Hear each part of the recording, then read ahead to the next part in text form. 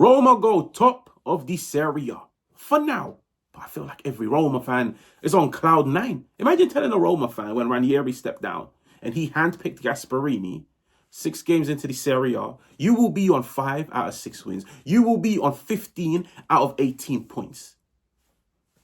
They'll bite your hand off. They'll start screaming and shouting. 15 out of 18? You got a player like Soule? What a season he's having, and it's still early?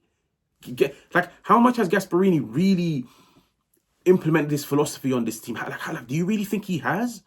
Like, my question to Roma fans is, you could see what Gasperini is doing into this team, but you can't turn around and say this is a Gasperini team. They play off Gasperini's principles and his ethos and his ideology. No, it's too early. Like, if anything, I only really see the press in moments. But I'm looking at it and I'm thinking, you guys are winning games. You guys are winning games. And I'm a firm believer in the sign of any good team. The sign of any good team. Now, of course, don't take it literally. The sign of any good team is a team that can win whilst playing bad. I'm a firm believer in that because you could see there's confidence. The morale is there. The belief is there. The hunger is there just to get the job over the line. Even if it means the job wasn't entertaining. It wasn't fluid. It wasn't dynamic. It wasn't eye-catching. Because let's be honest, Fiorentina 1, Roma 2 was not eye-catching. It had nice moments.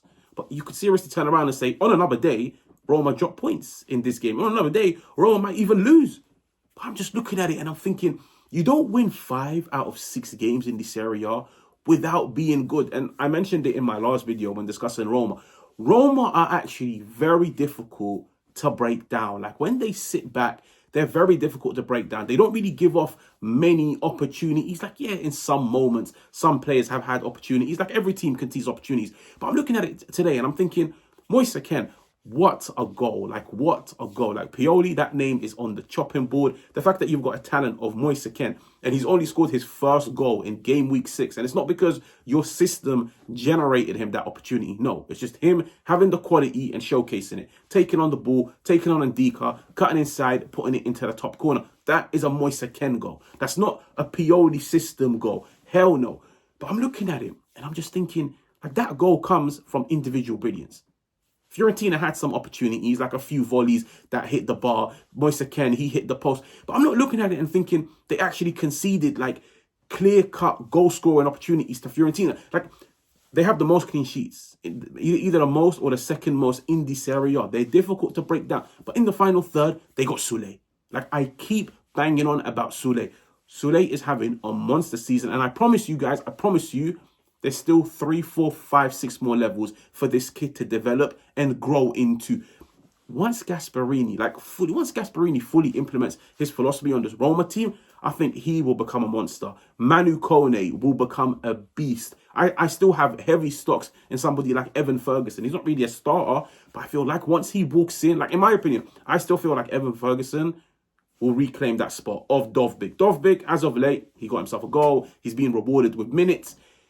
I still look at Evan Ferguson and say, Evan Ferguson, maybe a Pellegrini, maybe a Dybala back from injury, Soule, like, just touching on Soule real briefly. He's having a monster season. I promise you, every game that Roma have won this year, he's been a standout performer. What is he? 3 goals, 2 assists, 13 chances created by a country mile. Like, he's number 1 for Roma for chances created. Possession regained in the opposition half, 1.8. He is a pressing machine. 1.5 successful dribbles per game. That little, like, half space on the right-hand side, it's his. And he can do it all. He can score you back post tap-ins. He can score you goals from outside the box. You look at the goal today against Fiorentina. This is where Gasperini has figured out Soule.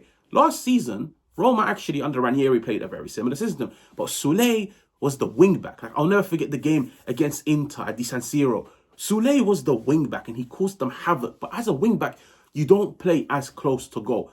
Gasperini's walked in and said, listen, that technical ability, that ball striking, that playmaking ability, I can't have you out wide on the flanks. I need you to play closer to goal. And you look at this goal, like, this is like 1-2 seconds before the goal. Wesley is the one hugging the flanks as the wing back, and Soule is just playing in and around goal, waiting for a rebound, waiting for a loose ball, waiting for a ricochet. I think his goal was ridiculous. Especially the fact that he's now had to bounce back from missing the 3rd penalty against Lille in the Europa League. Like, I have to credit Roma because, let's be honest, They come up against the Fiorentina team. They just had to play on a Thursday. Fair enough, Fiorentina also had to play on a Thursday. But I'm just looking at it and I'm thinking, Fiorentina at the moment, nothing is working. Nothing is working. 1 game a week is not working. 2 games a week is not working. The chopping and changing of formations is not working. Pioli, for me, that name is on the chopping board, and I wouldn't be surprised if they sack him. Like, after the international break, if he doesn't hit the ground running, I reckon he's gone. I truly reckon he's gone. And as wild as it may sound, I wouldn't be surprised if Palladino comes back. I wouldn't be surprised if Palladino comes up, or maybe a Thiago Motta. But I'm looking at Roma and I'm thinking, you just played against Lille on a Thursday. You've had yourselves, what, 1-2 days rest, recovery, and now you've had to go to Florence, yeah? A ground where this time last year, Roma lost 5-1. A ground that Roma haven't won at since 2021. You know what's crazy? Who was the manager of Roma in 2021 when they won 2-1 in Florence? When I saw it, I was like, wow, do the years fly by. Paulo Fonseca. Yeah, Fonseca, the one that was at Milan last season. The one that caused this internal civil war. Theo Hernandez, Rafa Leao. That Paulo Fonseca. That was the last time Roma went to Florence and they won. They went today. 2 days recovery. They got the job over the line. And I'll be honest, I feel like games after European football, like after the European football during the week, the Europa League, the Champions League, those are games where no team will look good. No team will look good, but the purpose is just go out and get the job over the line. Secure the 3 points. 5 out of 6 wins in the Serie A. You don't do it by luck. Like, some might look at it and say purple patch. I don't think Roma looked great this game. I don't think Roma have looked amazing throughout the season, but I do credit them defensively because I do look at them and say, you guys don't really concede big opportunities. You don't. Like, yeah, the opposition will have shots. The opposition will have moments, but defensively, you are quite strong. You've got Manu Kone, who is an absolute beast in the centre. And in attack, I feel like in attack, they've only got 1 out of 3 attackers flourishing at the moment. Soule. I think the striker position is still open to debate. Dovbyk or Evan Ferguson. I still feel like Evan Ferguson will crawl his way and become the starter. Then you've got the left-hand side, whether it's, I don't know, a Dybala, a Pellegrini, El Shaarawy. I'm looking at it and I'm thinking, like, at the moment, there's only really like, what, 2, 3, 4 players at maximum that are really flourishing in this Roma team. But what happens if Gasperini can turn that 4 into 5, that 5 into 6, that 6 into 7, 8? Once everybody's flourishing, everybody understands the system, this team is winning at the moment whilst not looking great. Imagine when they look great.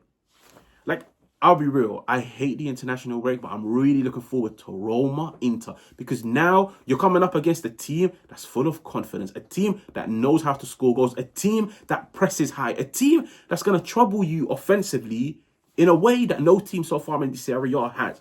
But 5 out of 6 wins, you have to credit it. You have to credit it. They're playing midweek football. I don't think the squad is as talented as some people might make seem. Also, a new coach like Gasperini. Like, Gasperini's system is so strict. Like, it doesn't take over a team straight away. I wouldn't be surprised if only till next year would you see this Roma team begin to look like the Atalanta, the fluid, the interchanging systems, the high press, the ridiculous amount of productivity. But at the moment, 5 out of 6 wins. Soule on fire. Manu Kone looks good. Ndika looks good. Like, Wesley, he's looking decent. Hey, Pellegrini, he's reborn. I don't know. But like I said, my question just to Roma fans is, I know they're excited. I know they're happy. I know they're over the moon. But it's like, what's missing? Like, what is missing? Because in some moments I look at them and I say, they're missing that spark, that creativity. In some moments, they look slow. Like, they really, really, really looked slow today against Fiorentina. But I give them the benefit of the doubt, which is they're tired from the game on Thursday. I don't know. But I can't discredit 5 out of 6 wins. It's just, I really want to see how they are after the international break against Inter. Like, if they secure that win, then I'm telling you guys, they're about to do crazy things. Make sure to like, make sure to subscribe, and I will catch you guys on another one.